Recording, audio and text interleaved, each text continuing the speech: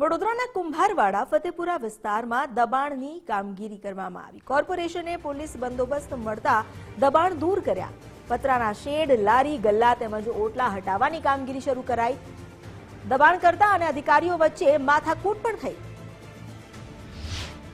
ભાજપના પૂર્વ કોર્પોરેટર રમેશ પરમારના પુત્ર તપન પરમારની હત્યા બાદ વડોદરા કોર્પોરેશન છે તે હરકતમાં આવ્યું છે અને ગઈકાલે મોડી સાંજથી જ જે સંવેદનશીલ વિસ્તાર હતા કે ત્યાં દબાણ તોડવાની કામગીરી કરવામાં આવી રહી છે। ગઈકાલે પણ જે રીતે જોઈએ તો નાગરવાડાના જે મચ્છીપીટ તેમજ જે ચાંદલજા વિસ્તારમાં જે દબાણો હતા તેને દૂર કરવાની કામગીરી છે તે કરવામાં આવી અને આજે વડોદરાનું જે કુંભારવાડાનો જે ફતેપુરા વિસ્તાર છે અને ત્યાં આજે દબાણ દૂર કરવાની કામગીરી છે તે શરૂ કરવામાં આવી છે। કોર્પોરેશનને પોલીસ બંદોબસ્ત મળતા જ આજે દબાણો છે તેને દૂર કરવાની કાર્યવાહી શરૂ કરી છે। જોકે હાલ તો દબાણ કરતા અને જે કોર્પોરેશનના જે અધિકારીઓ હતા તેમને જે લોકો છે તેમની સાથે ક્યાંક ને ક્યાંક ઘર્ષણ થયું હોવાના દ્રશ્યો પણ જોવા મળ્યા હતા। પરંતુ જે રીતે કોર્પોરેશન છે તે હાલ જેસીબી મશીન અને જે ટ્રેક્ટર છે તે લઈ અને હાલ આ દબાણ તોડવા માટે પહોંચ્યું છે। જોકે અમુક જે લોકો હતા તેમણે સ્વેચ્છાએ જ લારી ગલ્લા હટાવી લીધા હતા, પરંતુ જે દબાણમાં જે લારી ગલ્લા હતા તેને હવે કોર્પોરેશન છે તે હટાવવાની કામગીરી કરી રહી છે। આપ જોઈ શકો છો તે રીતે દુકાનોના શેડ તેમજ જે લારી ગલ્લા હતા તેમજ જે ઓટલા હતા તે તમામને હાલ આજે દબાણ શાખાની ટીમ છે તે તોડવાની કામગીરી કરી રહી છે અને પોલીસની હાજરીમાં જ આજે આખી આજે દબાણ શાખાની જે ટીમ છે તે કાર્યવાહી કરી રહી છે। જોકે હાલ તો કોર્પોરેશન દ્વારા અનેક લારીઓ છે તેને જપ્ત કરવામાં આવી છે અને હાલ જે રીતે જોઈએ તો આ કામગીરી છે જે કોર્પોરેશનના જે અધિકારીઓ છે અને જે પોલીસના ચુસ્ત બંદોબસ્ત વચ્ચે કરવામાં આવી રહી છે। જોકે તપન પરમારના મોત બાદ જ આખું આજે કોર્પોરેશનનું જે તંત્ર છે તેનું સફાળું જાગ્યું છે અને હાલ જે સંવેદનશીલ વિસ્તારો છે કે જ્યાં દબાણ તોડવાની કામગીરી કરવામાં આવી રહી છે, પરંતુ આ કામગીરી કેટલા દિવસ સુધી ચાલશે તે પણ હાલ લોકોમાં ચર્ચાનો વિષય બન્યો છે।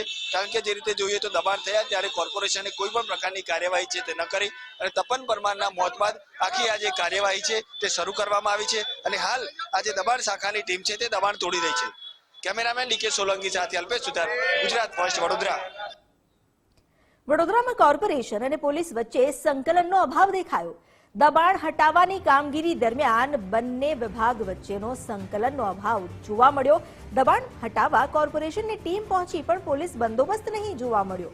પોલીસ બંદોબસ્ત ન મળવાને કારણે દબાણકારો લારી લઈને નીકળી ગયા। અરજી અહીંથી નહીં, પોલીસ ભવનથી અહીં એ લોકો પાસે આવે છે, પણ આ તો અમને ઉપલી અધિકારીએ કીધું એટલે અમે અરજી આપીને કામગીરી થાય એ પ્રમાણની કાર્યવાહી કરી। પોલીસ વગર અમારી કાર્યવાહી ના થાય, કાયદો વ્યવસ્થા જળવાય એ રીતે સુવિધા પ્રમાણે મળે એટલે અમે કાર્યવાહી કરીશું। હવે એ તો મારા જે ડાયરેક્ટર ઇન્ચાર્જ ડાયરેક્ટર આદેશ આપ્યો એટલે હું આવી ગઈ। માનો છો કે દબાણ તમારી ટીમ થઈ ગઈ પણ દબાણો તો હટી ગયા? ના જોઈશું તો અમે કાલની ગલીઓમાં ક્યાંક હશે તો કાઢી લઈશું દબાણ। કેમ આવું અભાવ કેમ જોવા મળે સંકલનનો? પોલીસ શું કરી રહી છે? પોલીસ એવું કહેશે કે લેખિતમાં બાંહેધરી આપો તો એને કલાક એના માટે જ અમારે આઈથી પોણો કલાકથી બધું કરી। વડોદરા શહેરમાં દબાણ હટાવવાની કામગીરીમાં કોર્પોરેશન અને પોલીસ વચ્ચે સંકલનનો અભાવ જોવા મળ્યો છે। આજે કોર્પોરેશનની ટીમ છે તે સંવેદનશીલ વિસ્તારમાં દબાણ હટાવવા માટે પહોંચી, પરંતુ ક્યાંક ને ક્યાંક પોલીસ બંદોબસ્ત છે તે જ નથી ફળવાયો અને તેના જ કારણે હાલ આજે કોર્પોરેશન વિભાગના જે અધિકારીઓ છે તે ક્યાંક ને ક્યાંક રાહ જોઈ રહ્યા છે। પોલીસ બંદોબસ્ત ન મળતા લારી ગલ્લા તેમજ જે દબાણકારો હતા તે અહીંયાથી લારી ગલ્લા લઈને નીકળી ગયા છે। કોર્પોરેશનની ટીમ છે તે જેસીબી મશીનો, વાહનો અને કર્મચારીઓ સાથે દબાણ તોડવા અને હાલ હટાવવા માટે અહીં પહોંચી છે। જોકે કોર્પોરેશન વિભાગ દ્વારા જે લેખિતમાં બંદોબસ્તની બાંહેધરી માંગવામાં આવી હતી તેમ છતાં પણ બંદોબસ્ત છે તે હજી સુધી નથી ફળવાયો। Collector, municipal commissioner, police commissioner, ભાજપના હોદ્દેદારો વચ્ચે બેઠક થઈ તેમ છતાં પણ ક્યાંક ને ક્યાંક આ જે સંકલન છે તેનો હાલ તો અભાવ જોવા મળી રહ્યો છે।